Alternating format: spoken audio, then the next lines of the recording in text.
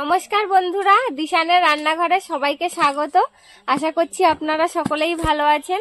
আবারও একটা নতুন ভিডিও নিয়ে চলে এসেছি। আজকে মা আর আমি গোবর দিয়ে ঘুটে বানাচ্ছি। দেখুন, এই ঘুটেটা বানানো হয়ে গেলে তারপরে রেসিপিটা শুরু করব। আর অল্প কিছু গোবর আছে, দুজনে এখন বানিয়ে নেব। পুরো বাগানটা দেখুন ঘুটে দিয়ে ভর্তি করে দিয়েছি।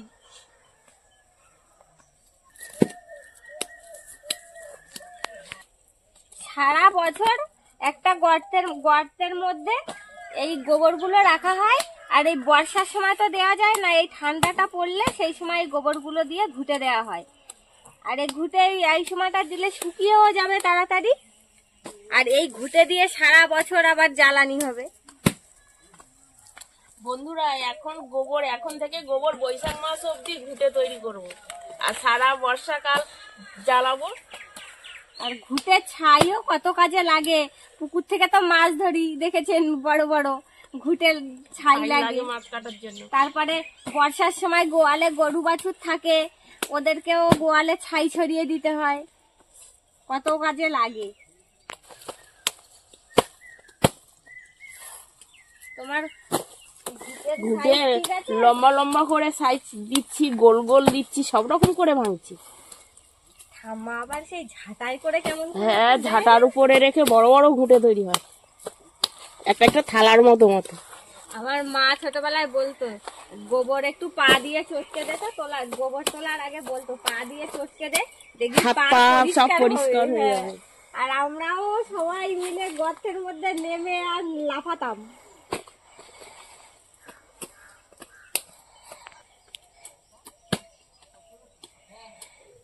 আমি গোল গোল করে দিচ্ছি আর মা ঘুটেটা দিয়ে দিচ্ছে, তাড়াতাড়ি হয়ে যাবে।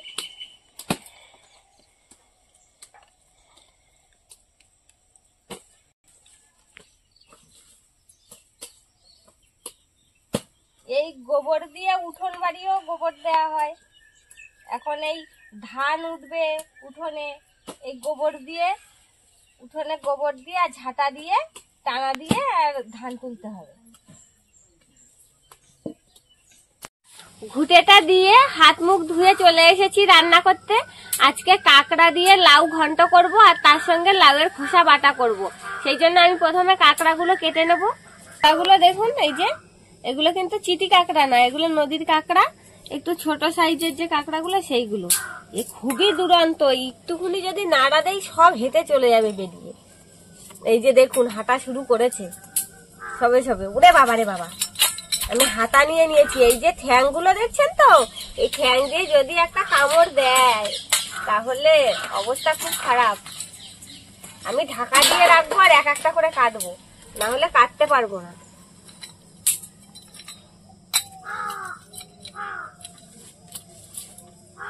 ওই দেখুন বন্ধুরা কেমন চলে যাচ্ছে, কেমন করে।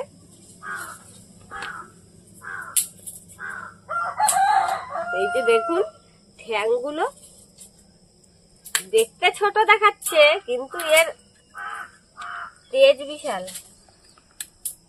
আমি প্রথমে ঠ্যাংগুলোকে কেটে নেব।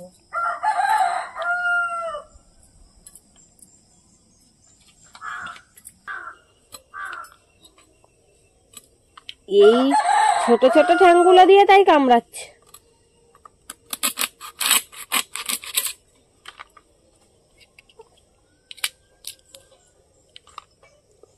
এরকম করে জলের মধ্যে রাখবো প্রথমে,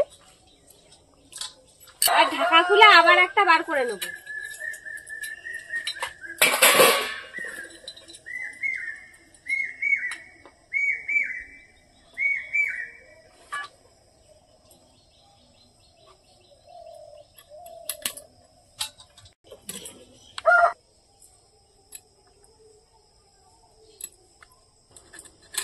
কাঁকড়াগুলো দেখতে ছোট, কিন্তু খুব স্বাদ এই কাঁকড়াগুলো। এর ভিতরে পুরো শাঁস ভর্তি। এইভাবে আমি সব কাঁকড়াগুলোকে কেটে নেব।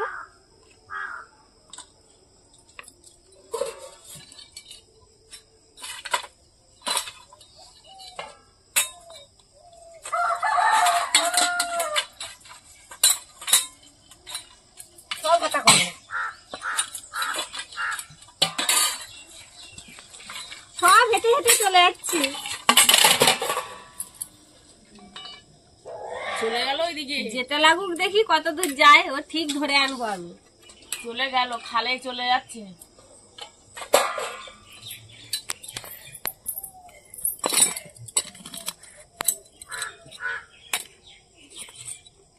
ওদিকে যাচ্ছে।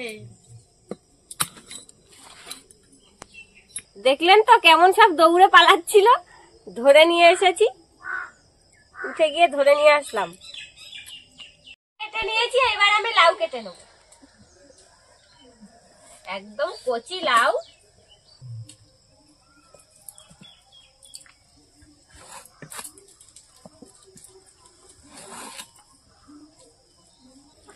লাউয়ের খোসাটা একটু মোটা করে ছাড়াবো, খোসাটা বাটবো তো সেই জন্য।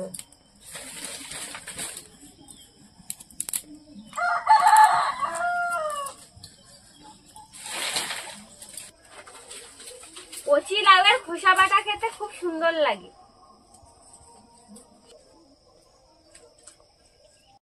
আমি উনুনটা জ্বালিয়ে নিয়েছি।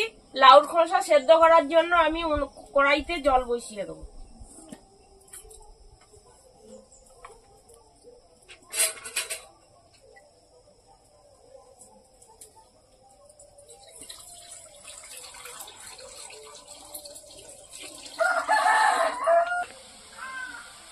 খোসাগুলো সব ছাড়িয়ে নিয়েছি, এইবার সেদ্ধ করতে বসিয়ে দেবো।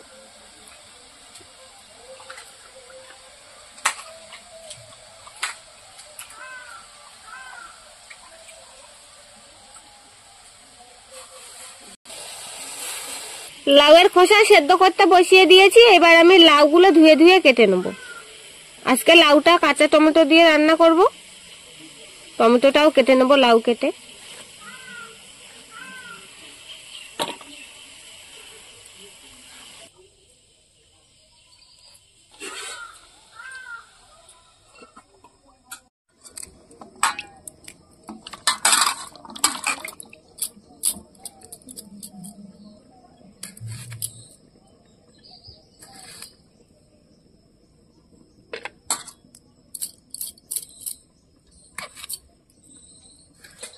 লাউর খোসাটা সেদ্ধ হয়ে গেছে, এবার নামিয়ে জলটা ঝরিয়ে নেব।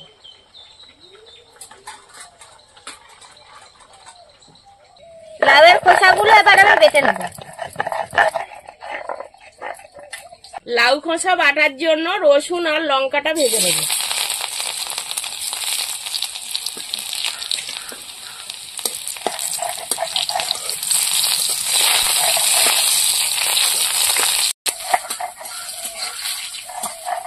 ভাজা হয়ে গেছে, তুলে নেব।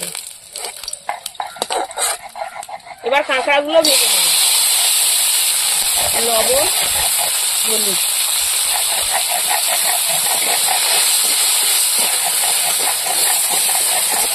চিংড়ি দিয়ে লাউ ঘন্ট একরকম স্বাদ, আর কাঁকড়া দিয়ে লাউ ঘন্ট করলে আর একরকম স্বাদ। আপনারা বাড়িতে রান্না করে খেয়ে দেখবেন। কাঁকড়া ভাজা হয়ে গেছে, তুলে নেব। লাউ তরকারি বসানোর জন্য তেল দিয়ে দেবো।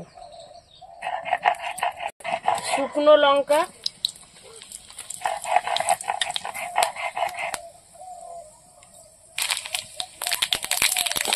সর্ষে,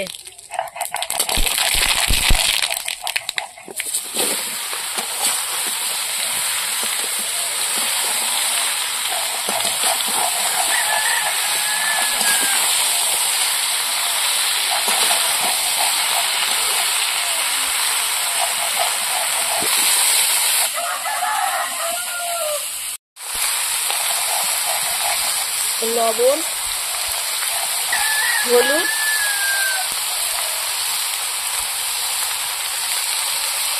ভেজে রাখা কাঁকড়া। এবার কাঁচা টমেটো দিয়ে দেবো। লাউটা ঢাকা দিয়ে রাখবো।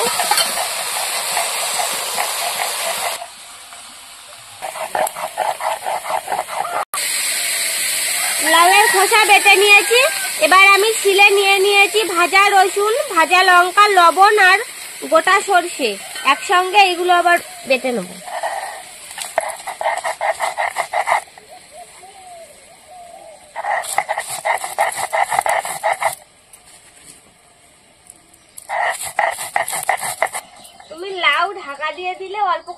জল দিলে না লাউয়ে? জল দেবো কি, লাউ কচি লাউ না, লবণ হলুদ দিয়ে ঢাকা দিয়ে রেখেছি, দেখবে কত জল বেরো। জল বেরোবে? হ্যাঁ।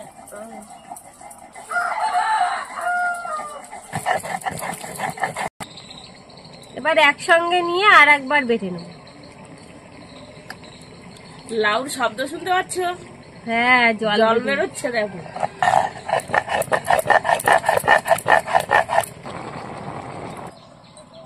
এবার লাউ ঢাকাটা খুলে নেব, দেখুন জল বেরিয়েছে কেমন। লাউয়ের জলে লাউ রান্না হয়ে যাবে। সবকিছু বেটে নিয়েছি, এবার এর মধ্যে পেঁয়াজ কুচি দিয়ে দেবো, তেল, এবার ভালো করে মাখিয়ে নেব। সকালবেলা গরম ভাতের সঙ্গে এরকম তৈরি করে খেয়ে দেখবেন বন্ধুরা, এত সুন্দর লাগবে খেতে। এই বাটা দিয়েই ভাত খাওয়া হয়ে যাবে। আপনারা চাইলে এইভাবে বেটে কড়াইতে তেল দিয়ে, তেলে পেঁয়াজটা দিয়ে আর এই বাটাটা দিয়ে ভেজে খেতে পারেন, রসটা টানিয়ে। আমরা এইভাবে খেতে ভালোবাসি, সেই জন্য আমরা এরকম ভাবে বানালাম। এবার লাউটা একটু ঘেটে ঘেটে দেবো। কাঁচা টমেটো দেওয়া আছে, একটু হালকা হালকা টক লাগবে, দারুণ লাগবে খেতে।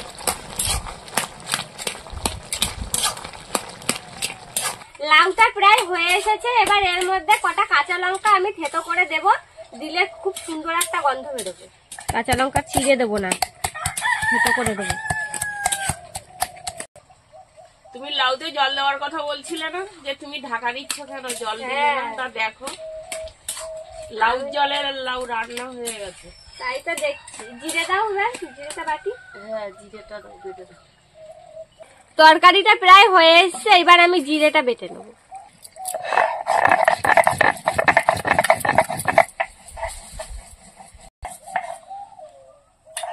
জিরে বাটা হয়ে গেছে, আমার কাছে দাও, খুন্তিটা একেবারে তুলে দেই আমি।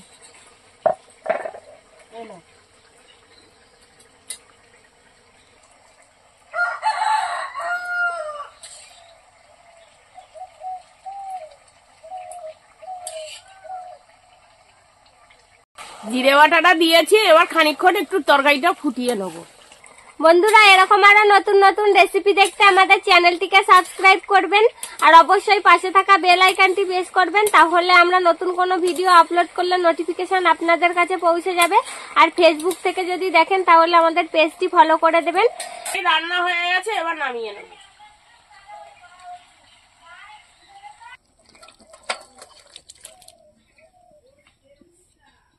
তরকারি রান্না হয়ে গিয়েছে, এবার খেয়ে দেখবো। প্রথমে লাউয়ের খোসা বাটা খেয়ে দেখবো কেমন হয়েছে। সকালবেলা গরম ভাতের সঙ্গে,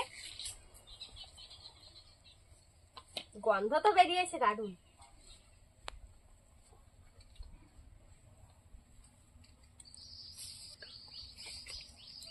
দারুণ হয়েছে খেতে। শীতকালে সকালে এরকম বাটা বা ভর্তা থাকলে ভাত খাওয়া হয়ে যাবে একটানা। খুব সুন্দর হয়েছে খেতে, দারুণ লাগছে। দারুণ হয়েছে খাওয়া, যা লাগছে না খেতে বাটা। আর সর্ষের একটা ঝাঁজ, সর্ষের তেলের ঝাঁজটা দারুণ সুন্দর হয়েছে, দারুণ লাগছে খেতে।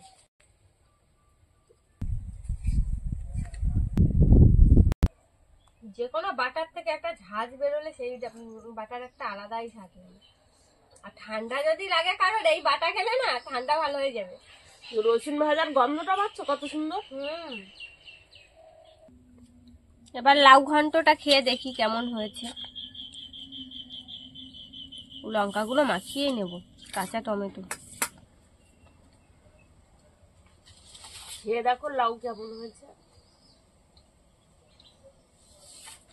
কাঁকড়া ঠ্যাংটা খেয়ে দেখি। আছে। আর তুমি কাঁকড়া খেয়ে দেখো কেমন হয়েছে।